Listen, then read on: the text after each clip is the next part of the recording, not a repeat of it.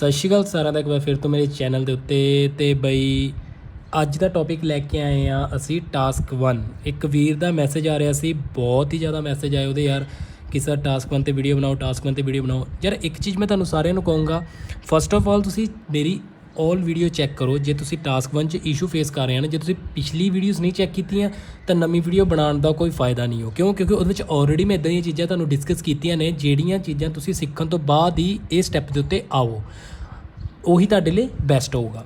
ਅਤੇ ਇੱਕ ਵੀਰ ਨੂੰ ਉਸੇ ਵੀਰ ਨੂੰ ਇੱਕ ਬਹੁਤ ਜ਼ਿਆਦਾ ਕਨਫਿਊਜ਼ਨ ਆ ਕਿ ਮੈਂ ਕੀ ਕਰਾਂ, ਮਤਲਬ ਐਗਜ਼ਾਮ ਭਰਾਂ ਸਰ, ਨਾ ਭਰਾਂ ਕੀ ਹੋਊਗਾ, ਕਿੱਦਾਂ ਹੋਊਗਾ, ਕਲੀਅਰ ਹੋਊਗਾ ਨਹੀਂ ਹੋਊਗਾ। ਅਰੇ ਯਾਰ ਮੈਂ ਤੁਹਾਨੂੰ ਸਾਰਿਆਂ ਨੂੰ ਇੱਕ ਚੀਜ਼ ਕਹਿਣਾ ਆ, if you are believe in yourself, ਠੀਕ ਆ, no one can break your dream. ਕੋਈ ਵੀ ਮਤਲਬ ਤੁਹਾਡਾ ਮਤਲਬ ਕਿ ਡਰੀਮ ਨੂੰ ਨਾ, ਤੁਹਾਡੇ ਫੋਕਸ ਨੂੰ ਤੋੜ ਨਹੀਂ ਸਕਦਾ। ਜੇ ਤੁਸੀਂ ਕਿਸੇ ਚੀਜ਼ ਨੂੰ ਪਾਉਣ ਦੀ ਮਤਲਬ ਕਰ ਰਹੇ ਹੋ ਨਾ ਕੋਸ਼ਿਸ਼ ਕਿ ਹਾਂ ਮੈਨੂੰ ਇਹ ਚੀਜ਼ ਚਾਹੀਦੀ ਆ, ਭਾਵੇਂ ਲੱਖਾਂ ਬਾਦਾਮਾਂ ਆਉਣ, ਲੱਖਾਂ ਤੁਹਾਡੇ ਰੁਕਾਵਟਾਂ ਆਉਣ, ਕਿ ਮਤਲਬ ਤੁਹਾਨੂੰ ਕੋਈ ਰੋਕ ਨਹੀਂ ਸਕਦਾ। ਅਸੀਂ ਕੀ ਕਨਫਿਊਜ਼ ਰਹਿੰਦੇ ਹਾਂ, 1 ਸਾਲ ਤੱਕ ਅਸੀਂ ਐਗਜ਼ਾਮ ਹੀ ਨਹੀਂ ਭਰਦੇ, ਆਇਲਸ ਕਰੀ ਜਾ ਰਹੇ ਹਾਂ। ਨਹੀਂ ਯਾਰ ਅਜੇ ਪ੍ਰਪੇਅਰ ਨਹੀਂ ਹੋਇਆ, ਮੈਂ ਅਜੇ ਆਇਲਸ ਨਹੀਂ ਭਰਨੀ, ਠੀਕ ਹੈ, ਪ੍ਰਪੇਅਰ ਨਹੀਂ ਹੋਇਆ, ਮੈਂ ਆਇਲਸ ਨਹੀਂ ਕਰ ਸਕਦਾ, ਮਤਲਬ ਕਿ ਐਗਜ਼ਾਮ ਨਹੀਂ ਭਰਨਾ। ਸੈਂਟਰਾਂ 'ਚ ਪੈਸੇ ਵੇਸਟ ਕਰੀ ਜਾ ਰਹੇ ਹਾਂ, ਉਨੇ ਦਾ ਤਾਂ ਪੇਪਰ ਭਰ ਸਕਦੇ ਹਾਂ ਜਿਹਨੇ ਅਸੀਂ ਸੈਂਟਰਾਂ 'ਚ ਐਗਜ਼ਾਮ ਦਿੱਤੇ। ਮੈਂ ਤੁਹਾਨੂੰ ਖੁਦ ਦੱਸਦਾ, ਮੇਰੇ ਇੱਕ ਵਾਰੀ ਮੈਂ ਸੈਂਟਰ ਜਿਹੜਾ ਜੁਆਇਨ ਕੀਤਾ ਸੀ ਨਾ ਸਟਾਰਟਿੰਗ ਵਿੱਚ, ਮੇਰੇ ਅੱਜ ਤੱਕ ਕਦੀ ਇੰਸਟੀਟਿਊਟ ਵਿੱਚ ਮੇਰੇ ਬੈਂਡ ਸਕੋਰ ਨਹੀਂ ਆਏ। ਹੁਣ ਤੁਸੀਂ ਕਹੋਗੇ ਸਰ ਬੈਂਡ ਸਕੋਰ ਨਹੀਂ ਆਏ ਤਾਂ ਤੁਸੀਂ ਮਤਲਬ ਕਲੀਅਰ ਕਿਵੇਂ ਕਰ ਗਏ, ਤੁਸੀਂ ਐਗਜ਼ਾਮ ਕਿਵੇਂ ਦੇ ਦਿੱਤੇ? ਮੈਨੂੰ ਸਿਰਫ ਬਲੀਵ ਸੀਗਾ ਆਪਣੇ ਆਪ 'ਤੇ। ਇੰਸਟੀਟਿਊਟ ਵਿੱਚ ਕੀ ਹੁੰਦਾ ਹੈ ਯਾਰ, ਮੈਂ ਬਹੁਤ ਮੈਸੇਜ ਵਿੱਚ ਦੱਸਿਆ, ਪਤਾ ਨਹੀਂ ਤੁਹਾਨੂੰ ਇਹ ਗੱਲ ਕਿਉਂ ਨਹੀਂ ਸਮਝ ਆਉਂਦੀ। ਇੰਸਟੀਟਿਊਟ ਵਿੱਚ ਯਾਰ ਕਦੀ ਵੀ ਬੈਂਡ ਸਕੋਰ ਇੰਕਰੀਜ਼ ਜ਼ਿਆਦਾ ਨਹੀਂ ਹੁੰਦੇ, ਬਿਕੋਜ਼ ਉਹਨਾਂ ਦੇ ਕੋਲ ਰੀਡਿੰਗਸ ਇੱਦਾਂ ਦੀਆਂ ਹੁੰਦੀਆਂ, ਲਿਸਨਿੰਗ ਇੱਦਾਂ ਦੀਆਂ ਹੁੰਦੀਆਂ, ਜਿੰਨਾ ਬੱਚੇ ਦਾ ਕੌਨਫੀਡੈਂਸ ਹਾਈ ਹੁੰਦਾ ਆ। ਫਿਰ ਉਹ ਕੀ ਕਹਿੰਦੇ, ਤੁਸੀਂ 1 ਮਹੀਨਾ ਹੋਰ ਲਗਾ ਲਓ, ਉਹਦੇ ਨਾਲ ਤੁਹਾਡਾ ਨਾ ਬੈਂਡ ਸਕੋਰ ਇਨਕਰੀਜ਼ ਹੋਗਾ। ਤੁਸੀਂ 1 ਮਹੀਨਾ ਹੋਰ ਲਗਾ ਲੈਂਦੇ, ਫਿਰ ਉਹ ਕੀ ਕਹਿੰਦੇ, ਅਜੇ ਤੁਸੀਂ ਹੋਰ ਮਹੀਨਾ ਲਗਾ ਲਓ। ਯਾਰ ਮੇਰਾ ਇੱਕ ਦੋਸਤ ਸੀਗਾ, ਉਹਦੇ ਇੰਸਟੀਟਿਊਟ ਵਾਲੇ ਵੀ ਇਵੇਂ ਹੀ ਕਰਦੇ ਸੀ। ਉਹਨੂੰ ਐਗਜ਼ਾਮ ਭਰਨ ਦੀ ਡੇਟ 1 ਮਹੀਨਾ ਹੋ ਗਿਆ, 2 ਹੋ ਗਿਆ, 3 ਹੋ ਗਏ, 4ਥਾ ਮਹੀਨਾ ਲਗਾ ਰਿਹਾ ਸੀ ਆਇਲਸ। ਮੈਂ ਕਿਹਾ ਬਾਈ ਡਿਗਰੀ ਕਰ ਰਹੇ ਆ। ਫਿਰ ਉਹਨੂੰ ਮੈਂ ਮੋਟੀਵੇਟ ਕੀਤਾ ਕਿ ਐਗਜ਼ਾਮ ਭਰ, ਕਹਿੰਦਾ ਯਾਰ ਇੰਸਟੀਟਿਊਟ ਵਾਲੇ ਕਹਿੰਦੇ ਅਜੇ ਨਾ ਭਰ, ਅਜੇ ਤੇਰੇ ਬੈਂਡ ਸਕੋਰ ਨਹੀਂ ਆ ਰਹੇ, ਤੇਰੇ ਮੌਕ ਟੈਸਟ ਵਿੱਚ ਬੈਂਡ ਹੀ ਨਹੀਂ ਆ ਰਹੇ। ਮੈਂ ਕਿਹਾ ਯਾਰ ਮੇਰੇ ਅੱਜ ਤੱਕ ਨਹੀਂ ਆਏ ਕਦੀ ਮੌਕ ਟੈਸਟ ਵਿੱਚ, ਤਾਂ ਵੀ ਮੈਂ ਐਗਜ਼ਾਮ ਦਿੱਤਾ। ਮੈਂ ਐਗਜ਼ਾਮ ਬੇਫਿਕਰ ਹੋ ਕੇ ਦਿੱਤਾ ਕਿਉਂਕਿ ਮੈਨੂੰ ਬਲੀਵ ਸੀ ਆਪਣੇ ਆਪ 'ਤੇ, ਮੈਂ ਕਰ ਸਕਦਾ। ਇੰਸਟੀਟਿਊਟ ਵਾਲੇ ਕਹਿੰਦੇ ਨਹੀਂ ਕਰ ਸਕਦਾ, ਪਰ ਮੈਨੂੰ ਪਤਾ ਸੀ ਮੈਂ ਕਰ ਸਕਦਾ ਆ। ਤੁਹਾਨੂੰ ਬਹੁਤ ਤੁਹਾਡੇ ਫਰੈਂਡ ਕਹੋਗੇ ਨਹੀਂ ਕਰ ਸਕਦਾ ਯਾਰ, ਤੂੰ ਕਲੀਅਰ ਨਹੀਂ ਕਰ ਸਕਦਾ, ਨਹੀਂ ਕਰ ਸਕਦਾ ਆ। ਇਫ ਜੇ ਤੁਹਾਡੇ ਅੰਦਰ ਮਤਲਬ ਇਹ ਚੀਜ਼ ਆ ਗਈ, ਹਾਂ ਆਈ ਕੈਨ, ਇੱਦਾਂ ਦਾ ਦੁਨੀਆ ਵਿੱਚ ਕੁਛ ਨਹੀਂ ਹੈ ਜਿਹੜਾ ਅਸੀਂ ਨਹੀਂ ਕਰ ਸਕਦੇ। ਬਾਈ ਇਹ ਤਾਂ ਆਇਲਸ ਆ, ਇਹ ਤਾਂ ਫਸਟ ਸਟੈਪ ਆ। ਇੱਥੇ ਤੁਸੀਂ ਹਾਰ ਮੰਨ ਜਾਓਗੇ, ਇੱਥੇ ਤੁਸੀਂ ਹੋਰਾਂ ਦੀ ਸੋਚੋਗੇ ਨਾ, ਤੁਸੀਂ ਕੁਛ ਨਹੀਂ ਕਰ ਸਕਦੇ ਜ਼ਿੰਦਗੀ 'ਚ। ਜੇ ਤੁਸੀਂ ਰਿਸਕ ਨਹੀਂ ਨਾ ਲਿਆ ਨਾ, ਤਾਂ ਇਹ ਜ਼ਿੰਦਗੀ ਜਾਣ ਦਾ ਕੋਈ ਫਾਇਦਾ ਨਹੀਂ ਯਾਰ, ਠੀਕ ਆ ਨਾ। ਹੁਣ ਕਈ ਬੱਚੇ ਮੈਨੂੰ ਕਹਿੰਦੇ ਆ ਸਰ ਮੇਰੇ ਕੋਲ ਨਾ ਫੀਸ ਨਹੀਂ ਹੈਗੀ, ਇੱਕੋ ਹੀ ਫੀਸ ਆ ਸਰ, ਮੈਂ ਇੱਕੋ ਹੀ ਫੀਸ ਵਿੱਚ ਐਗਜ਼ਾਮ ਦੇਣਾ ਅਤੇ ਮੈਂ ਕਲੀਅਰ ਕਰਨਾ ਹੀ ਕਰਨਾ ਆ। ਯਾਰ ਮੈਨੂੰ ਪਤਾ ਮੈਂ ਆਪਣਾ ਐਗਜ਼ਾਮ ਕਿਵੇਂ ਦਿੱਤਾ ਸੀ, ਮੈਂ ਪੈਸੇ ਕਿਵੇਂ ਇਕੱਠੇ ਕੀਤੇ ਸੀ, ਕਿਵੇਂ ਪਾਰਟ ਟਾਈਮ ਕੰਮ ਕਰਦਾ ਸੀ। ਹੁਣ ਵੀ ਮੈਂ ਚੰਡੀਗੜ੍ਹ ਵਿੱਚ ਪਾਰਟ ਟਾਈਮ ਜੋਬ ਕਰਦਾ ਪਿਆ ਹਾਂ, ਠੀਕ ਹੈ। ਦੇਖੋ ਯਾਰ ਜੇ ਤੁਸੀਂ ਕੁਛ ਪਾਉਣਾ ਨਾ ਤਾਂ ਸੈਕਰੀਫਾਈਸ ਕਰਨਾ ਪੈਂਦਾ। ਇਹ ਨਹੀਂ ਕਿ ਆਪਾਂ ਬੈੱਡ ਦੇ ਉੱਤੇ ਲੰਮੇ ਪੈ ਕੇ ਮੋਬਾਈਲ ਫੋਨ ਯੂਜ਼ ਕਰਕੇ ਆਪਾਂ ਇੰਸਟਾਗ੍ਰਾਮ ਚਲਾ ਰਹੇ ਹਾਂ, ਇੱਕਦਮ ਦਿਮਾਗ 'ਚ ਖਿਆਲ ਆ ਗਿਆ ਉਹ ਆਇਲਸ ਕਰਨੀ ਆ, ਆਇਲਸ ਕਰਨ ਪੈ ਗਏ, 2 ਮੋਡਿਊਲ ਕੀਤੇ, ਉਸ ਤੋਂ ਬਾਅਦ ਫਿਰ ਫੋਨ ਚੱਕ ਕੇ ਇੰਸਟਾਗ੍ਰਾਮ ਚਲਾਉਣ ਲੱਗ ਪਏ ਯਾਰ, ਇੱਕ ਦੂਜੇ ਨੂੰ ਮੈਸੇਜ ਕਰਨ ਲੱਗ ਪਏ, ਯਾਰ ਕਲੀਅਰ ਨਹੀਂ ਹੋ ਰਹੀ, ਯਾਰ ਕੁਝ ਸਮਝ ਨਹੀਂ ਆ ਰਿਹਾ, ਯਾਰ ਕੀ ਕਰੀਏ ਯਾਰ, ਬਲਾ। ਐਕਸਕਿਊਜ਼ ਨਾ ਬਣਾਓ, ਇਹ ਐਕਸਕਿਊਜ਼ ਨਹੀਂ ਯਾਰ। ਜੇ ਤੁਸੀਂ ਕੁਛ ਪਾਉਣਾ ਹੈ ਨਾ, ਸਾਰਿਆਂ ਨੂੰ ਵੱਖਰਾ ਕਰ ਦਿਓ, ਆਪਣੇ ਆਪ ਨੂੰ ਇਕੱਲੇ ਨੂੰ ਫੋਕਸ ਕਰੋ। ਇੱਕ ਰੂਮ 'ਚ ਬੈਠ ਕੇ ਸੋਚੋ ਕਿ ਹਾਂ ਮੈਂ ਇਹ ਕਰ ਸਕਦਾ ਹਾਂ। ਇੰਸਟੀਟਿਊਟ ਵਾਲੇ ਕਹਿੰਦੇ ਨਹੀਂ ਕਰ ਸਕਦਾ, ਫਰੈਂਡ ਕਹਿੰਦੇ ਨਹੀਂ ਕਰ ਸਕਦਾ, ਬਟ ਮੈਂ ਉਹਨਾਂ ਨੂੰ ਕਰਕੇ ਦਿਖਾਣਾ। ਫਿਰ ਉਹਨਾਂ ਨੂੰ ਪਤਾ ਕੀ ਕਹਿਣਾ ਸੀ, ਯਾਰ ਸਾਨੂੰ ਤਾਂ ਪਤਾ ਹੀ ਸੀ ਤੂੰ ਕਰ ਹੀ ਲੈਣਾ ਆ, ਬਟ ਆਪਾਂ ਤੈਨੂੰ ਤਾਂ ਨਹੀਂ ਜ਼ਿਆਦਾ ਕਹਿੰਦੇ ਸੀ ਕਿ ਐਵੇਂ ਤੇਰੇ ਚਲੋ ਬੈਂਡ ਸਕੋਰ ਥੋੜ੍ਹੇ ਇਨਕਰੀਜ਼ ਹੋਣ। ਜੇ ਇੱਦਾਂ ਸੋਚਦੇ ਰਹੋਗੇ ਨਾ, ਸੋਚਦੇ ਹੀ ਰਹਿ ਜਾਓਗੇ, ਸਾਲੋਂ ਸਾਲ ਲੰਘ ਜੂਗੇ, ਸੋਚਦੇ ਹੀ ਰਹਿ ਜਾਓਗੇ। ਹੁਣ ਤੁਸੀਂ ਕਹੋਗੇ ਸਰ ਜੇ ਆਪਾਂ ਐਗਜ਼ਾਮ ਭਰ ਦਿੱਤਾ ਤਾਂ ਜੇ ਕਲੀਅਰ ਨਾ ਹੋਇਆ, ਫਿਰ ਨਾ ਕਲੀਅਰ ਹੋਇਆ ਤਾਂ ਯਾਰ ਯੂ ਕੈਨ ਟਰਾਈ ਨੈਕਸਟ, ਇੱਕ ਹੋਰ ਸਟੈਪ ਕਰੋ। ਉਹਦੇ ਵਿੱਚ ਦੇਖੋ ਪਹਿਲੇ ਵਿੱਚ ਤੁਹਾਡੀ ਕੀ ਇਸ਼ੂ ਸੀਗਾ ਜਿਹੜਾ ਕਲੀਅਰ ਨਹੀਂ ਹੋਇਆ, ਕਿਉਂ ਨਹੀਂ। ਹੁਣ ਤੁਸੀਂ ਕਹੋਗੇ ਸਰ ਪੈਸੇ, ਯਾਰ ਪੈਸੇ ਮੈਨੇਜ ਕਰਨੇ ਈਜ਼ੀ ਨੇ, ਕੋਈ ਪਾਰਟ ਟਾਈਮ ਜੋਬ ਕਰੋ। ਹੁਣ ਤੁਸੀਂ ਕਹੋਗੇ ਸਰ ਪਾਰਟ ਟਾਈਮ ਜੋਬ ਕਿੱਥੋਂ ਕਰੀਏ, ਯਾਰ ਇਹ ਐਕਸਕਿਊਜ਼ ਨੇ, ਬਹੁਤ ਜ਼ਿਆਦਾ ਐਕਸਕਿਊਜ਼ ਨੇ, ਠੀਕ ਹੈ। ਮੈਂ ਸਮਝਦਾ ਆ ਹਰ ਇੱਕ ਬੰਦੇ ਦੀ ਸਿਚੁਏਸ਼ਨ ਫਾਈਨੈਂਸ਼ੀਅਲੀ ਪ੍ਰੋਬਲਮ ਬਹੁਤ ਜ਼ਿਆਦਾ ਹੁੰਦੀ ਆ, ਹਰ ਇੱਕ ਬੰਦੇ ਕੋਲ ਪੈਸਾ ਨਹੀਂ ਹੁੰਦਾ, ਠੀਕ ਹੈ। ਹਰ ਬੰਦੇ ਨੂੰ ਪੈਸਾ ਮੈਨੇਜ ਕਰਨਾ ਬਹੁਤ ਜ਼ਿਆਦਾ ਔਖਾ ਆ। ਮੈਨੂੰ ਪਤਾ ਯਾਰ ਮੈਂ ਖੁਦ ਇਹ ਚੀਜ਼ਾਂ ਫੇਸ ਕੀਤੀਆਂ, ਮੈਂ ਤੁਹਾਨੂੰ ਕੀ ਕਹਾਂ, ਠੀਕ ਹੈ। ਮੈਨੂੰ ਪਤਾ ਮੈਂ ਕਿਵੇਂ ਸੈਕਰੀਫਾਈਸ ਕਰਦਾ ਸੀ ਆਪਣੀਆਂ ਚੀਜ਼ਾਂ, ਜਿਹੜੀਆਂ ਮੇਰੀਆਂ ਐਕਸਪੈਂਸਿਵ ਚੀਜ਼ਾਂ, ਜਿਹੜੀਆਂ ਮੇਰੇ ਖੁਦ ਦੇ ਮਤਲਬ ਕਿ ਮੇਰੇ ਕੋਲ PS4 ਸੀਗਾ ਯਾਰ, ਮੈਂ ਉਹਨੂੰ ਸੇਲ ਕਰ ਦਿੱਤਾ। ਨਹੀਂ ਮੈਨੂੰ ਇਹ PS4 ਨਹੀਂ ਚਾਹੀਦਾ, I want to do something, I want to clear my IELTS exam, ਠੀਕ ਹੈ। ਤਾਂ ਮੈਂ ਉਹ ਚੀਜ਼ ਨੂੰ ਮਤਲਬ ਕਿ ਸੈਕਰੀਫਾਈਸ ਕੀਤਾ। ਇਹ ਨਹੀਂ ਹੁਣ ਮੈਂ ਕਹਿ ਰਿਹਾ ਕਿ ਘਰ ਦੀਆਂ ਚੀਜ਼ਾਂ ਹੀ ਵੇਚਣੀਆਂ ਸਟਾਰਟ ਕਰ ਦਿਓ ਠੀਕ ਹੈ ਨਾ। ਸੈਕਰੀਫਾਈਸ ਕਰੋ, ਤੁਸੀਂ ਆਪਣਾ ਬਜਟ ਬਣਾਓ, ਬਜਟ ਇਕੱਠਾ ਕਰੋ, ਉਸ ਤੋਂ ਬਾਅਦ ਆਪਣਾ ਐਗਜ਼ਾਮ ਫਿਲ ਕਰੋ, ਨਾਲ ਦੀ ਨਾਲ ਆਇਲਸ ਕਰੋ। ਇੰਸਟੀਟਿਊਟ ਵਿੱਚ ਤਾਂ ਯਾਰ ਬੈਂਡ ਸਕੋਰ ਦੀ ਤੁਸੀਂ ਮੌਕ ਟੈਸਟ ਵਿੱਚ ਤਾਂ ਪਾਗਲ ਹੋ ਜਾਓਗੇ, ਮੌਕ ਟੈਸਟ 'ਚ ਸਕੋਰ ਨਹੀਂ ਆਉਂਦੇ। ਬਹੁਤ ਮੈਸੇजेस ਨੇ ਮੇਰੇ ਇੰਸਟਾਗ੍ਰਾਮ ਦੇ ਉੱਤੇ ਆਏ ਹੋਏ, ਮੈਂ ਤੁਹਾਨੂੰ ਮੈਸੇਜ ਦਿਖਾ ਸਕਦਾ ਹਾਂ, ਠੀਕ ਹੈ। ਚਲੋ ਬਾਕੀ ਹੁਣ ਮੈਂ ਮੋਟੀਵੇਟ ਤੁਹਾਨੂੰ ਬਾਅਦ 'ਚ ਕਰੂੰਗਾ। 5 ਮਿੰਟ ਦਾ ਮੋਟੀਵੇਸ਼ਨ ਤੁਹਾਡੇ ਲਈ ਬਹੁਤ ਸੀਗਾ। ਹੁਣ ਆਪਾਂ ਟਾਸਕ 1 ਸਟਾਰਟ ਕਰਦੇ ਹਾਂ। ਹੁਣ ਵੀਰ ਦਾ ਮੈਨੂੰ ਮੈਸੇਜ ਆਇਆ ਸੀ ਕਿ ਸਰ ਟਾਸਕ 1 ਨਹੀਂ ਹੁੰਦਾ ਯਾਰ, ਆਇਲਸ ਵਿੱਚ ਸਭ ਤੋਂ ਜ਼ਿਆਦਾ ਰਾਈਟਿੰਗ ਵਿੱਚ ਟਾਸਕ 1 ਹੀ ਈਜ਼ੀ ਆਉਂਦਾ ਆ। ਹੁਣ ਤੁਸੀਂ ਉਹ ਮੈਨੂੰ ਵੀਰ ਕਹਿੰਦਾ ਕਿ ਯਾਰ ਸਰ ਮੈਨੂੰ ਪਤਾ ਨਹੀਂ ਲੱਗਦਾ, ਸਾਡੇ ਇੰਸਟੀਟਿਊਟ ਵਾਲੇ ਕਹਿੰਦੇ ਨੇ ਕਿ ਬਹਿ ਜਾਂਦੇ ਨੇ, ਉਹ ਸਾਨੂੰ ਫੜਾ ਦਿੰਦੇ ਨੇ ਪੇਪਰ ਕਿ ਚਲੋ ਇਹ ਵਾਲਾ ਤੁਹਾਡਾ ਟੌਪਿਕ ਆ, ਇਹਨੂੰ ਕਰੋ ਬੈਠ ਕੇ। ਯਾਰ ਫਿਰ ਤੁਸੀਂ ਫੀਸ ਕਿਉਂ ਦੇ ਰਹੇ ਹੋ ਇੰਸਟੀਟਿਊਟ ਵਿੱਚ? ਮੈਂ ਤਾਂ ਕਹਿੰਦਾ ਕਿਤੇ ਗਰੀਬ ਨੂੰ ਦਾਨ ਕਰ ਦਿਓ ਪੈਸੇ। ਜੇ ਇੰਸਟੀਟਿਊਟ ਵਿੱਚ ਤੁਹਾਨੂੰ ਬਿਠਾ ਕੇ ਪੇਪਰ ਫੜਾ ਕੇ ਇੰਨੀ ਚੀਜ਼ ਕਹਿ ਦਿੰਦੇ ਆ ਕਿ ਬੈਠ ਕੇ ਲਿਖੋ, ਠੀਕ ਹੈ, ਜੇ ਤੁਸੀਂ ਲਿਖਣਾ ਹੀ ਹੈ ਤਾਂ ਘਰੇ ਬਹਿ ਕੇ ਕਰੋ। ਉਹ ਫੀਸ ਕਿਉਂ ਵੇਸਟ ਕਰ ਰਹੇ ਹੋ? ਕਿਸੇ ਯਾਰ ਬੰਦੇ ਨੂੰ ਦਾਨ ਕਰ ਦਿਓ ਜਿਹੜਾ ਗਰੀਬ ਆ, ਜਿਹਨੂੰ ਨੀਡ ਆ ਪੈਸੇ ਦੀ। ਇੰਸਟੀਟਿਊਟ 'ਚ ਪੈਸੇ ਤੁਸੀਂ ਵੇਸਟ ਕਰ ਰਹੇ ਹੋ, ਉਹੀ ਪੈਸੇ ਤੁਸੀਂ ਆਪਣੇ ਐਗਜ਼ਾਮ ਲਈ ਇਕੱਠੇ ਕਰੋ ਯਾਰ, ਠੀਕ ਹੈ। ਇੰਸਟੀਟਿਊਟ ਵਿੱਚ ਉਹਨਾਂ ਦਾ ਸਿਰ ਖਾਓ, ਉਹਨਾਂ ਦਾ ਸਿਰ ਮਤਲਬ ਤੁਸੀਂ ਪੈਸੇ ਦਿੰਦੇ ਆ, ਉਹਨਾਂ ਤੋਂ ਪੈਸੇ ਵਸੂਲੋ। ਮੈਨੂੰ ਪਤਾ, ਮੈਂ ਜਿੱਲੇ ਕਿਤੇ ਬੰਦਾ ਕੰਮ ਕਰਦਾ ਨਾ ਤਾਂ ਉਹ ਤੁਹਾਨੂੰ ਕੰਮ ਦੇ ਪੈਸੇ ਕਿਵੇਂ ਦਿੰਦੇ ਆ, ਬੰਦੇ ਨੂੰ ਨਿਚੋੜ ਦਿੰਦੇ ਆ ਕੱਪੜੇ ਦੇ ਵਾਂਗ। ਫੇਰ ਜਾ ਕੇ ਤੁਹਾਡੇ ਅਕਾਊਂਟ ਦੇ ਵਿੱਚ ਸੈਲਰੀ ਆਉਂਦੀ ਆ 20,000 15,000 50,000 ਦਾ ਕੰਮ ਕਰਕੇ 15,000 ਆਉਂਦਾ। ਅਤੇ ਇੰਸਟੀਟਿਊਟ ਵਾਲਿਆਂ ਨੂੰ ਤੁਸੀਂ ਪੈਸੇ ਐਂ ਦੇ ਰਹੇ ਹੋ ਤਾਂ ਉਹਨਾਂ ਨੂੰ ਵੀ ਨਿਚੋੜੋ, ਉਹਨਾਂ ਨੂੰ ਵੀ ਕਹੋ ਨਹੀਂ ਮੈਨੂੰ ਸਮਝ ਨਹੀਂ ਆਇਆ ਮੈਮ, ਮੈਨੂੰ ਕਰਾਓ, ਅਸੀਂ ਫੀਸ ਕਾਹਦੀ ਦੇ ਰਹੇ ਹਾਂ, ਜਾਂ ਮੇਰੀ ਫੀਸ ਰਿਟਰਨ ਕਰੋ। ਆਈ ਵਾਂਟ ਟੂ ਡੂ, ਮੈਨੂੰ ਇਹ ਚੰਗੀ ਤਰ੍ਹਾਂ ਸਮਝਾਓ, ਮੈਨੂੰ ਸਮਝ ਨਹੀਂ ਆ ਰਿਹਾ। ਤੁਸੀਂ YouTube ਤੇ ਮੈਸੇਜ ਕਰੋ, ਮੈਂ ਇੱਥੇ ਬੈਠਾ ਤੁਹਾਡੇ ਲਈ, ਠੀਕ ਆ। ਬਟ ਉਹਨਾਂ ਦਾ ਵੀ ਦਿਮਾਗ ਖਾਓ, ਠੀਕ ਹੈ। ਤੁਸੀਂ ਉਹਨਾਂ ਨੂੰ ਫੀਸ ਦੇ ਰਹੇ ਹੋ ਬਟ ਤੁਸੀਂ ਫਿਰ ਵੀ ਇਹ ਚੀਜ਼ਾਂ ਵਿੱਚ ਪ੍ਰੋਬਲਮ ਫੇਸ ਕਰ ਰਹੇ ਹੋ, ਤੁਹਾਨੂੰ ਬਿਲਕੁਲ ਵੀ ਮੋਟੀਵੇਟ ਨਹੀਂ ਕਰਦੇ ਹੋ, ਡੀਮੋਟੀਵੇਟ ਕਰ ਰਹੇ ਨੇ ਯਾਰ। ਜੇ ਤੁਹਾਨੂੰ ਕਹਿ ਰਹੇ ਨੇ ਤੁਸੀਂ ਪ੍ਰਪੇਅਰ ਨਹੀਂ ਹੋ, ਤੁਸੀਂ ਪ੍ਰਪੇਅਰ ਨਹੀਂ ਹੋ, ਯਾਰ ਪ੍ਰਪੇਅਰ ਕਦੋਂ ਹੋਣਾ? 2 ਸਾਲ ਬਾਅਦ ਹੋਣਾ, ਠੀਕ ਹੈ। ਆਪਾਂ ਕੈਨੇਡਾ ਜਾਣਾ ਆ ਅਤੇ ਤੁਸੀਂ ਫੀਸ ਦੇ ਰਹੇ ਹੋ ਇੰਸਟੀਚਿਊਟ ਵਿੱਚ। ਬੋਲੋ, ਇੱਕ ਚੀਜ਼ ਨੂੰ 50 ਹੀ ਜੋ ਕਹੋਗੇ ਨਾ ਤੂੰ ਪਾਗਲ ਆ, ਇੱਕੋ ਚੀਜ਼ ਨੂੰ 50 ਹੀ ਨਾਲ ਦੇ ਯਾਰ ਹੱਸੋਗੇ ਨਾ, ਹੱਸਣ ਦੇ ਯਾਰ, ਉਹ ਵੀ ਤੁਹਾਡੇ ਨਾਲ ਹੀ ਬੈਠੇ ਆ, ਉਹ ਵੀ ਇਹ ਚੀਜ਼ਾਂ ਕਰਕੇ ਬੈਠੇ ਨੇ। ਹੱਸਣ ਦੇ ਉਹ ਹੱਸਦੇ ਨੇ ਨਾ ਜਿਹੜੇ ਅੱਜ, ਉਹ ਕੱਲ੍ਹ ਨੂੰ ਦੇਖ ਕੇ ਤੁਹਾਡੀ ਮਤਲਬ ਜਿਹੜੇ ਚੜ੍ਹਤ ਹੋਊਗੀ ਨਾ, ਤੁਹਾਨੂੰ ਦੇਖ ਕੇ ਉਹ ਰੋਣਗੇ ਕਿ ਹਾਂ ਯਾਰ ਉਹ ਬੰਦਾ ਸਹੀ ਸੀਗਾ, ਉਹ ਪੁੱਛਦਾ ਸੀ, ਅਸੀਂ ਤਾਂ ਬੈਠ ਕੇ ਐਵੇਂ ਘੁੱਗੂ ਜਿਹੇ ਬਣ ਕੇ ਬੇਇੱਜ਼ਤੀ ਕਰਦੇ ਸੀ। ਕਰਨ ਦੋ ਬੇਇੱਜ਼ਤੀ, ਇੱਕ ਚੀਜ਼ ਨੂੰ 10 ਵਾਰੀ ਪੁੱਛੋ। ਜੇ ਤੁਹਾਨੂੰ ਪਤਾ ਨਾ, ਜੇ ਰੇਟਸ, ਮੈਡਮ ਰੇਟਸ ਦੇ ਸਪੈਲਿੰਗ ਨਹੀਂ ਆਉਂਦੇ, ਉਹਨੇ ਕਿਹੜਾ ਰੇਟ ਦੇ ਸਪੈਲਿੰਗ ਨਹੀਂ ਆਉਂਦੇ, ਹੋ ਕਹਿ ਸਾਰੇ ਰੇਟਸ ਦੇ ਸਪੈਲਿੰਗ ਨਹੀਂ ਆਉਂਦੇ ਤਾਂ ਨਹੀਂ ਆਉਂਦੇ ਮੈਮ, ਪਲੀਜ਼ ਦੱਸੋ ਯਾਰ ਰੇਟਸ ਦੇ ਸਪੈਲਿੰਗ ਨਹੀਂ ਆਉਂਦੇ ਮੈਨੂੰ। What is the mean of rates ਨਹੀਂ ਪਤਾ ਮੈਨੂੰ ਮੈਮ। ਚੇਂਜਿੰਗ ਦੇ ਸਪੈਲਿੰਗ ਨਹੀਂ ਆਉਂਦੇ ਮੈਨੂੰ, ਸਮਝਾਓ ਮੈਮ ਕੀ ਹੁੰਦਾ ਚੇਂਜਿੰਗ, ਸਮਝੋ। ਚਲੋ ਮੈਂ ਜ਼ਿਆਦਾ ਟਾਈਮ ਨਹੀਂ ਲਊਂਗਾ, ਸਮਝਣ ਵਾਲੇ ਸਮਝ ਗਏ ਹੋਣੇ। ਹੁਣ ਟਾਸਕ 1 ਵੀਰ ਕਹਿੰਦਾ ਸੀ ਮੇਰਾ ਯਾਰ ਮੈਨੂੰ ਨਾ ਬਣਾਉਣਾ ਨਹੀਂ ਆਉਂਦਾ, ਕਿਵੇਂ ਬਣਾਵਾਂ, ਕਿਵੇਂ ਕਰਾਂ ਇਸ ਨੂੰ, ਠੀਕ ਹੈ। ਅਤੇ ਅੱਜ ਮੈਂ ਉਹੀ ਟੌਪਿਕ ਲੈ ਕੇ ਆਇਆ ਹਾਂ ਅਤੇ ਅੱਜ ਮੈਂ ਵੀਰ ਨੂੰ ਦੱਸੂੰਗਾ ਕਿ ਇਹ ਕਿਵੇਂ ਈਜ਼ਲੀ ਕਰ ਸਕਦਾ। ਮੈਂ ਪਹਿਲੇ ਵੀ ਆਪਣੀ ਵੀਡੀਓਜ਼ 'ਚ ਦੱਸ ਚੁੱਕਾ, ਪਰ ਫਿਰ ਵੀ ਮੈਂ ਤੁਹਾਨੂੰ ਐਕਸਪਲੇਨ ਕਰਦਾ। ਆਹ ਚੀਜ਼ ਨੂੰ ਹੁਣ ਤੁਸੀਂ ਕਿਵੇਂ ਕਰਨਾ, ਜਿਵੇਂ the chart below show the changes that took place in 3 different area of crime in Newport city centre from 2003 ਤੋਂ ਲੈ ਕੇ 2012 ਤੱਕ। ਯਾਰ ਠੀਕ ਆ, ਥੋੜ੍ਹਾ ਊਟ-ਪੂਟ ਜਿਹਾ ਬਣ ਗਿਆ, ਪਰ ਫਿਰ ਵੀ ਮੈਂ ਤੁਹਾਡੇ ਲਈ ਕੀਤਾ ਆ ਕਿ ਮੇਰੇ ਸਮਝ ਆਏ ਤੁਹਾਨੂੰ। The changes rate of crime in the inner city from 2003 ਤੋਂ ਲੈ ਕੇ 2012, ਠੀਕ ਹੈ। ਆਹ ਨੰਬਰ ਆਫ ਇੰਸੀਡੈਂਟ ਜਿਹੜੇ ਹੁੰਦੇ ਪਏ ਆ 500 1000 1500, ਇਹ ਸਾਡੇ ਈਅਰ ਨੇ, ਇਹ ਨੰਬਰ ਆਫ ਇੰਸੀਡੈਂਟ ਨੇ। ਇਹ ਸਾਡਾ ਕੀ ਆ, ਬਰਗਲੀ ਹੋ ਗਿਆ, ਕਾਲ ਥੈਫਟ ਹੋ ਗਿਆ, ਰੋਬਰੀ ਹੋ ਗਿਆ। ਇਹ ਵਾਲਾ ਪਹਿਲਾ ਹੈ ਸਾਡਾ, ਠੀਕ ਹੈ, ਬਰਗਲਰੀ, ਠੀਕ ਹੈ, ਕਾਰ ਥੈਫਟ ਹੋ ਗਿਆ, ਰੋਬਰੀ ਹੋ ਗਿਆ, ਇਹ 3rd 1, ਠੀਕ ਹੈ, 1st 2nd ਐਂਡ 3rd। ਹੁਣ ਦੇਖੋ ਇਹਦੀ ਆਪਾਂ ਕਿਵੇਂ ਉਹ ਬਣਾਵਾਂਗੇ ਹੈਡਿੰਗ, ਹੈ ਨਾ। 2 ਹੈਡਿੰਗਾਂ ਮੈਂ ਤੁਹਾਨੂੰ ਦੱਸੂੰਗਾ, ਇੰਟਰੋ ਕਿੱਦਾਂ ਬਣਾਉਣੀ ਆ ਟਾਸਕ 1 ਦੀ। ਦੇਖ ਲਾ ਵੀਰ, ਹੁਣ ਇਹਦੇ 'ਚ ਇਸ਼ੂ ਨਾ ਆਵੇ ਹੁਣ, ਠੀਕ ਹੈ ਨਾ, ਤੁਸੀਂ ਵੀ ਸਾਰੇ ਦੇਖ ਲਓ। ਦੀ ਆਪਾਂ ਕਹਾਂਗੇ ਦੀ GRA, ਹੁਣ ਇਹਨਾਂ ਦਾ ਪਤਾ ਨਾ ਸਾਰੇ ਨੇ ਗ੍ਰਾਫ ਆ, ਠੀਕ ਆ। ਦੀ ਗ੍ਰਾਫ REPRESENTS ਰੀਪ੍ਰਜੈਂਟ ਦੀ, ਮੈਂ ਪਹਿਲਾਂ ਲਿਖ ਲੈਣਾ ਫਿਰ ਤੁਹਾਨੂੰ ਸਮਝ ਆਊਗਾ। Variation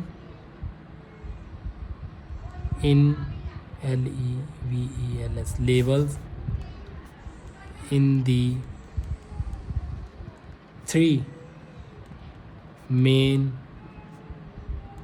areas of crime in the center of Newport। मैं बड़े ਤਾਂ ਲਿਖ ਰਿਹਾ ਕਿ ਛੋਟੇ ਵਿੱਚ ਨਾ ਸਪੈਲਿੰਗ ਗਲਤ ਹੋ ਜਾਂਦੀ, ਤੁਸੀਂ ਐਵੇਂ ਨਹੀਂ ਕੈਪੀਟਲ ਨਹੀਂ ਲੈ ਕੇ ਆ ਜਾਣਾ ਐਗਜ਼ਾਮ 'ਚ, ਠੀਕ ਹੈ ਨਾ। City in the time period from 2003 to 2012। ਹੁਣ ਦੇਖੋ द ग्राफ रिप्रजेंट मैं बिलोंग शो ਨੂੰ ਕਹਿ ਦਿੱਤਾ ਦੀ वेरिएशन ਆਪਾਂ चेंजेस ਕਹਿ ਦਿੱਤਾ in that took place in the level in the 3 took place आपने लिख ਦਿੱਤਾ in the level in the three different areas different अलग अलग आप लिख ਦਿੱਤਾ main areas of crime in Newport city. ठीक है सिटी सेंटर फ्रॉम इन्ने तो इन्ने आप लिख ਦਿੱਤਾ टाइम पीरीयड फ्रॉम। ठीक है ये चीज़ां ਆਪਾਂ ਸਿਰਫ नॉर्मल जी चीज़ां चेंज कीतियां ਉਹੀ ਚੀਜ਼ टास्क 1 ਚ ਹੁੰਦਾ ਜੇ ਤੁਸੀਂ ਇਹੀ ਚੀਜ਼ ਨੂੰ ਵੀ ਲਿਖਿਆ ਹੋਗੇ ਨਾ ਤੁਹਾਡੇ ਬੈਂਡ ਸਕੋਰ ਡਿਕਰੀਜ਼ ਨਹੀਂ ਹੁੰਦੇ ਬਸ ਥੋੜੇ ਜਿਹੇ ਚੇਂजेस ਕਰ ਲਓ। ਦੀ ਗ੍ਰਾਫ ਇਲਸਟ੍ਰੇਟ द ग्राफ इलस्ट्रेट लिख दो। ਹੁਣ ਤੁਹਾਨੂੰ ਅਗਲੀ ਸਮਝਾ ਦਿੰਦਾ इंट्रो सेकंड वन बहुत ही सौखी the line graphs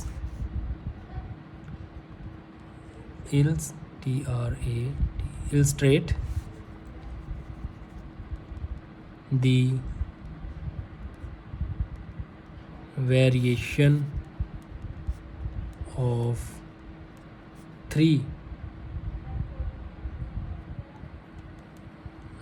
type of crimes in Newport City CENTER center over a 10-year period। 10 year हो गए ना 1 2 3 4 5 6 7 8 9 10 ईयर पीरियड लिख देता simple. The data has been calibrated in ਆਪਾਂ ਇਹਦੇ ਵਿੱਚ ਇਹ ਲਿਖਣ ਦੀ ਲੋੜ ਨਹੀਂ ਜੇ ਸਾਨੂੰ ਨੰਬਰ ਵਿੱਚ ਪ੍ਰੋਵਾਈਡ ਤਾਂ ਲਿਖਾਂਗੇ ਕੈਲੀਬ੍ਰੇਟਰ ਇਨ ਨੰਬਰ ਕੈਲੀਬ੍ਰੇਟਰ ਇਨ ਪਰਸੈਂਟੇਜ ਉਹ ਆਪਾਂ ਲਾਈਨ ਲਿਖਾਂਗੇ। ਚਲੋ ਹੁਣ ਆਪਾਂ ਅੱਗੇ ਸਟਾਰਟ ਕਰੀਏ। ਹੁਣ ਤੁਸੀਂ ਦੇਖੋ ਇਹਦੇ ਵਿੱਚ ਮੈਂ ਤੁਹਾਨੂੰ ਜ਼ਿਆਦਾ ਕੁਝ ਐਡ ਨਹੀਂ ਕਰਾਉਂਗਾ ਸਿੰਪਲ ਜੀ ਇੱਕ ਤੁਹਾਨੂੰ ਕਰਵਾਉਂਗਾ ਇਹਨੂੰ ਸਮਝ ਲਿਓ। ਠੀਕ ਹੈ ਹੁਣ ਆਪਾਂ ਕਹਾਂਗੇ BP1 at the first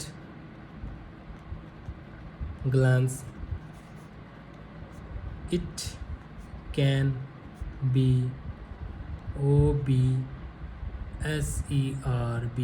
observed that ठीक है it can be observed that ਆਪਾਂ ਕੀ ਲਿਖਾਂਗੇ ਸਭ ਤੋਂ ਪਹਿਲਾਂ ਕੀ ਲਿਖਾਂਗੇ ਇੱਥੇ ਆਪਾਂ ਕਿੰਨਾ ਆ ਗਿਆ ਸਾਡਾ 34 ਲਗਾ ਲਓ ਹੈ ਨਾ 2003 ਵਿੱਚ ਹੈ ਨਾ it can be observe that it was 3400। ਦੇਖੋ ਸਿੰਪਲ ਉਹੀ ਚੀਜ਼ ਲਿਖ ਰਿਹਾ ਮੈਂ ਉਹੀ ਚੀਜ਼ ਲਿਖ ਰਿਹਾ ਜੋ ਇਹਦੇ 'ਚ ਮੈਨੂੰ ਦੱਸੀ ਗਈ ਆ 3400 इंसीडेंट है ना INCIDENTS इवें बच्चियां वांग तुहानूं किसी ने नहीं सिखाना सीख लो यार चंगी तरह 3400 इंसीडेंट्स। ठीक है of Kade uh incidents B दे। ठीक है BURGLARY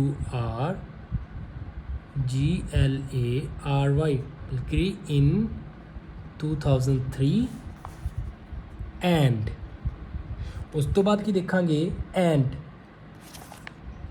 2004 ਵਿੱਚ ਕਿੰਨੇ ਹੋ ਗਏ ਇਹ ਵੱਧ ਗਏ।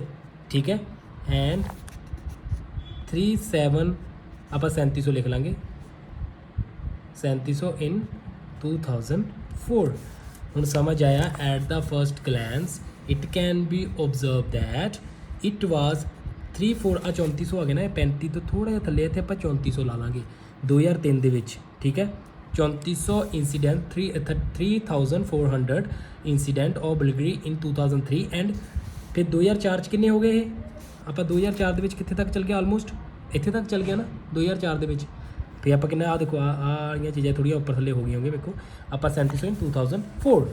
ਠੀਕ ਹੈ ਉਸ ਤੋਂ ਅੱਗੇ ਆਪਾਂ ਐਡ ਕਰਾਂਗੇ ਫੋਰਚੂਨੇਟਲੀ ਜਾਂ ਇਨ ਐਡੀਸ਼ਨ। ਠੀਕ ਹੈ ਓਕੇ ਆਪਾਂ ਕਹਿ ਦਾਂਗੇ ਹੁਣ ਅੱਗੇ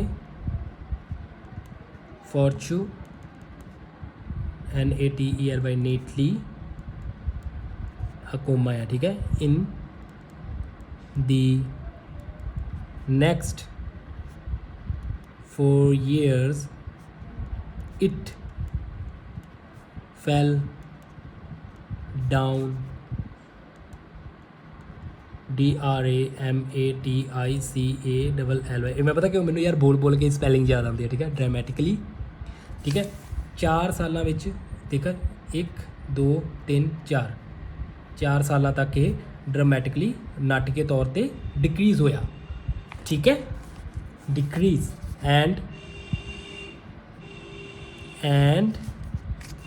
REACHED reached the absolute minimum in 2008 2008 ਵਿੱਚ ਐਬਸੋਲੂਟ ਮਿਨੀਮਮ ਸੀ ਜੇ ਇੱਦਾਂ ਕਹਿ ਦੋ and reach the minimum level ਇਨ 2008 ਠੀਕ ਹੈ ਕਿੰਨਾ ਹੋ ਗਿਆ ਕਿੰਨੇ ਸੀਗੇ 2008 ਵਿੱਚ ਆਲਮੋਸਟ ਇੱਥੇ ਲਾ ਲਓ ਇਹਦਾ ਮਾਪ ਕੇ ਦੇਖ ਲਓ 1100 ठीक है 1100 in CIDENCES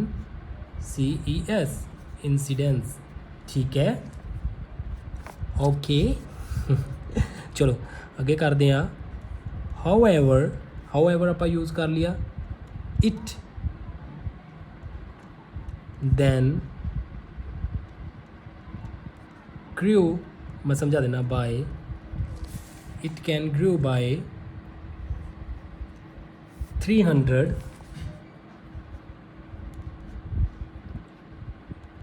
incidents and remained fairly constant अच्छा remain almost मतलब almost constant सीगे या आप कह देंगे fairly FAIRLY fairly कॉन्स्टेंट कब तक रहे बाय 2012 तक कॉन्स्टेंट रहे इतने 300 तक ऊपर चल गया है ना 11 सीगे ना 11 12 1300 तक आप ला लो इतने है ना 1300 तक ऊपर चल गया 300 आप होर बढ़ा दिता ठीक है 300 रुपये फिर उस तो बाद ड्रामेटिकली 2012 तक सेम रहा की रहा फेयरली कॉन्स्टेंट बाय 2012 आप अज सिर्फ यही लाइन की गल की ओके हुण आप अगे की करांगे BP2 ये आप लिख देंगे proving further ठीक है आ साडी ना ये आ चीज़ का रट्टा ला लेना एक ये सारा गल पास्ट च होगी ठीक है आ चीज़ का रट्टा लाना एक आ चीज़ का रट्टा लाना पास्ट च गल होगी क्योंकि साढ़े 2003 तो 2012 की गल हो रही है ठीक है आप टाइम वेस्ट नहीं करते वीडियो लंबी हो जूगी हुण अगे देखते हैं आप कार थैफ्ट पर आ जाना ठीक है कार थैफ्ट का की है ठीक है कार THEFT थैफ्ट was steady ठीक है STEADY steady level of crime from 2003 to 2004 2003 तो लैके 2000 मतलब 4 तक ऑलमोस्ट स्टडी सी मतलब लेवल बराबर ही सी उन्होंने ऑलमोस्ट ठीक है एंड देखो यार उही चीज़ मैं वीर लिख रहा कोई ग्रामर नहीं मैं देख रहा कोई कुछ नहीं देख रहा कोई ये मैं वोकैब नहीं यूज़ कर रहा कोई ज़्यादा सिनोनिम नहीं यूज़ कर रहा बट फ्लो के नाल ही चल रहा मैं जो चीज़ मैंने दखी आ उही चीज़ कर रहा इनू ही तो कहती है टास्क 1 ठीक है and got REDUCED reduced in next 5 years next 5 year तक ये रिड्यूस हो गया ऑलमोस्ट ठीक है आप 5 ईयर तक कितने आ 1 2 3 4 5 ठीक है आ इतने 2006 तक ये ऑलमोस्ट रिड्यूस हो गया की कहते हैं 2004 and got reduced in next 5 year 1 2 3 4 5 ठीक है कितना हो गया सी फ्रॉम 2700 अप टू 2250 ठीक है ये आ देखो इतने हो गया 2700 अप टू ਇਹ 5 ईयर तक कितने हो गया 2250 मतलब साढ़े इतने 5 ईयर कर लो कंप्लीट ना 1 2 3 4 5 2250 ठीक है। आह चीज़ों ਨੂੰ ਆਪਾਂ ਨੋਟਿਸ ਕਰੀ ਜਾਣਾ ਨਾਲੋਂ ਨਾਲ ਮਤਲਬ ਕਿ ਉਹੀ ਚੀਜ਼ਾਂ ਇਹਦੇ ਵਿੱਚ ਤੁਸੀਂ ਨਾ ਪਤਾ ਕੀ ਆ ਫਲੋ ਵੀ ਪੂਰਾ ਲਿਖੋਗੇ ਨਾ ਮੇਰੇ ਵਾਂਗੂ ਜੇ ਤੁਸੀਂ ਨਹੀਂ ਲਿਖਦੇ ਤੁਹਾਨੂੰ ਇਹ ਵੀ ਟਫ ਲੱਗ ਰਿਹਾ ਫਲੋ ਹੀ ਲਿਖਦੇ ਰਹੋ। ਦਿਸ can be ਇਨਕਲਾइन in 2006 and after that it is increase little more and after that is in fluctuating trend until 2012 बस ਜਿਹੜਾ ਮੈਂ ਤੁਹਾਨੂੰ ਲਿਖਾਏ ਆ ਉਹ ਵਾਲੀ ਚੀਜ਼ਾਂ ਯਾਦ ਕਰ ਲਓ ਠੀਕ ਆ। ਅੱਗੇ ਲਿਖਾਂਗੇ 2700 okay the number then increased या inclined कितना हो गया 2700 in 2012 2012 ਵਿੱਚ ਕਿੰਨਾ ਹੋ ਗਿਆ ਇਹਦਾ 2012 ਵਿੱਚ 2700 ਹੋ ਗਿਆ ਇਹਦਾ। ਉਹੀ ਚੀਜ਼ ਰਿਪੀਟ ਕਰ ਰਿਹਾ ਕੁਛ ਐਕਸਟਰਾ ਨਹੀਂ ਐਡ ਕਰ ਰਹੇ। ਹੁਣ ਲਾਸਟ ਹੈਗਾ ਸਾਡਾ ਰੋਬਰੀ then we go to the robbery ਇੱਥੇ ਲਿਖ ਦਾਂਗੇ ਕਨੈਕਟਰ ਲਾਉਣ ਦੀ ਲੋੜ ਨਹੀਂ ਪਰ ਲਾ ਦਾਂਗੇ moreover ROBBERY robbery REACHED reached robbery reached ਕਿੰਨਾ ਆ ਇੱਥੇ ਆਪਣੇ ਪੀਕ ਪੁਆਇੰਟ ਤੇ ਆਣਾ robbery reached its PEA की peak in 2005 which was 900 cases and उस तो बाद क्या हो गया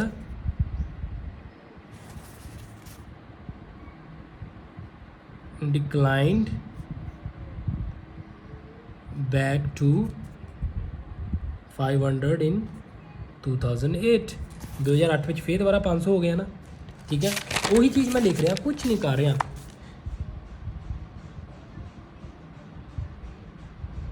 ਬਸ ਆਪਾਂ ਜ਼ਿਆਦਾ ਲਿਖਣ ਦੀ ਲੋੜ ਨਹੀਂ ਇੰਨਾ ਲਿਖ ਦਿੱਤਾ 200 ਫਿਰ ਉਸ ਤੋਂ ਬਾਅਦ ਲਿਖਾਂਗੇ after that after in 2009 to 2010 it was in zigzag trend in 2009 to 2012 the ROBBERY robbery level was in fluctuating trend ठीक है। फ्लक्चुएटिंग ट्रेंड कह दो या कह दो मतलब कि इन स्टेबल लेवल और स्टे ऑलमोस्ट सेम ठीक है। ये साडा हो गया इन्ना चीज़ खत्म। हूँ आप लास्ट आ गए ओवरऑल देख भी तेन मैं 1 बाय 1 एक करके समझाता हूँ तो तेनों आना चाहिए ठीक है। ओवरऑल में की कहांगे it is VIVID vivid THAT that रट्टा ला लो रट्टा लगा लो ठीक है। Vivid that in the Newport city आप वही जो कंपैरिजन किया city centre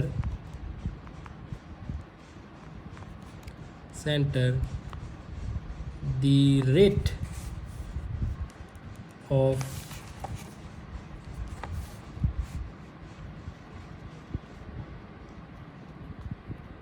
burglary fell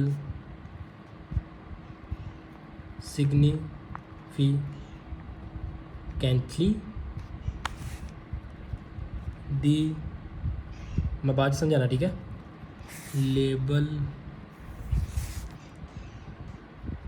of robbery remained fairly constant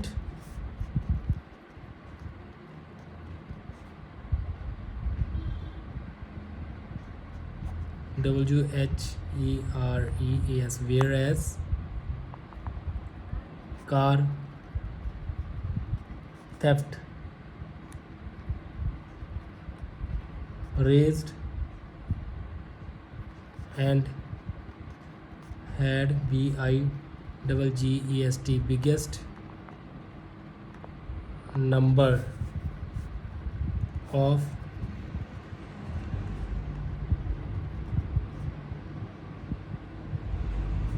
in ਹੁਣ ਆਈ ਚੀਜ਼ ਮੈਂ ਕੀਤਾ, it is vivid that the Newport city centre the burglary fell significantly the level, ਠੀਕ ਹੈ, ਜਿਹੜਾ ਬਰਗਰੀ ਆ ਸਿਗਨੀਫਿਕੈਂਟਲੀ ਫੈਲ ਹੋ ਗਿਆ, ਇੱਕਦਮ ਹੀ ਗਿਰ ਗਿਆ ਨਾ, ਠੀਕ ਹੈ। ਅਗੇ the level of robbery remain fairly constant ਰਿਹਾ, ਜ਼ਿਆਦਾ ਚੇਂਜਿਸ ਨਹੀਂ ਆਏ ਇਹਦੇ 'ਚ, ਠੀਕ ਹੈ। ਦ ਕਾਰ ਥੈਫਟ ਰੇਜ਼ਡ, ਜਿਹੜਾ ਕਾਰ ਥੈਫਟ ਸੀਗਾ ਉਹ ਰੇਜ਼ਡ ਹੋਇਆ, ਠੀਕ ਆ, ਵੱਧਦਾ ਗਿਆ ਨਾ ਥੋੜਾ raised and head biggest number of incident, 2012 ਵਿੱਚ ਬਿਗੇਸਟ ਨੰਬਰ ਆਫ ਇੰਸੀਡੈਂਟ ਸੀਗੇ ਇਹਦੇ 2012 ਦੇ ਵਿੱਚ ਇਹਦੇ ਕਾਰ ਥੈਫਟ ਦੇ, ਸੌਰੀ ਫॉर दैट।